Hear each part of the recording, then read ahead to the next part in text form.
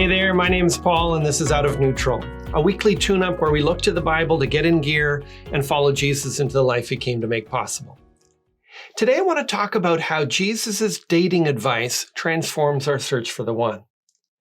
Now the words Jesus' dating advice may confuse you. Is there a gospel I haven't read? Is there a passage I missed? You may draw a blank trying to think of what Jesus said about dating at all. And Jesus neither dated nor married. What advice could he offer anyway? Besides, dating is a fairly recent phenomenon. In first century Jewish or Roman culture, you didn't invite someone to the chariot races as a path toward a romantic relationship. Things were different then. But Jesus gave two foundational principles to navigate all of life, and they provide a roadmap for approaching areas like dating that hadn't even been developed when he walked the earth.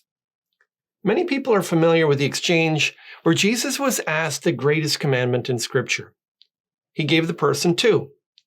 Matthew 22:37-39 records the now famous words, and he said to him, "You shall love the Lord your God with all your heart and with all your soul and with all your mind. This is the great and first commandment. And a second is like it. You shall love your neighbor as yourself." Love God with all you've got and love your neighbor as yourself. Those two commands are to shape our response to life. When it comes to dating, though, our instincts, if you're a Christian, are often influenced more by Love Island and The Bachelorette than anything Jesus ever said. Let me break down how you might apply his response in Matthew 22 to your dating life. First, it starts and ends with God. Most dating begins with an almost desperate yearning for companionship and romance. It begins with our needs and is fueled by our desire to fill them.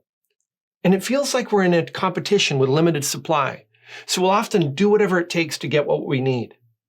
The process often makes people feel cheap and can be marked by regret, frustration, and pressure. Jesus' approach to dating, by contrast, begins and ends with God. It recognizes that God is the one to whom we are first called to love, and it's God's presence in our lives that truly satisfies. It also helps us remember God is the one who provides companionship. He was the one who saw that it wasn't good for Adam to be alone and provided a partner for him. When we love God first, we have a relationship with a God who cares about our needs for companionship and guides us in the process. We're not alone in it anymore. At the same time, when he's our first love, then his commands, rather than a date's expectations, form the basis of the standards we keep. We know that a partner we secure through compromise is not the partner God has provided. Second, it's more about giving than taking. The second half of Jesus' response is just as practical as the first. The command to love your neighbor as yourself teaches you that dating has to be more about giving than taking. The reality shows keep sending the message that dating is about trying to lure the richest or the hottest partner you can find. So, of course, the most important thing you can do, spend as much time as possible in the gym, get a great car, and dress and act in a way that will maximize your impact. If I'm going to use a give, not take approach to dating, though, things will be different. My goal won't be to pretend to be someone else, someone that I'm not, or to snag the richest or the hottest person I can. I'll instead seek to bless, affirm, and encourage the people I meet.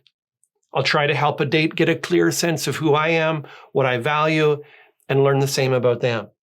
Believing again that God is the one who provides a companion, so it's not a game I'm trying to win. And faith and character will take priority, both mine and theirs, because neither money nor looks can fuel a love that goes a distance. Besides, dating should always have marriage in view, and marriage is defined by sacrifice, commitment, and service. The end should shape the beginning. What's your take on Jesus' advice for dating? What questions does it still leave unanswered? Where does it still leave you confused?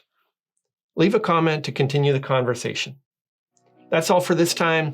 Today's video has helped you get out of neutral. Leave a comment, share it with your friends, and subscribe to join us on the journey.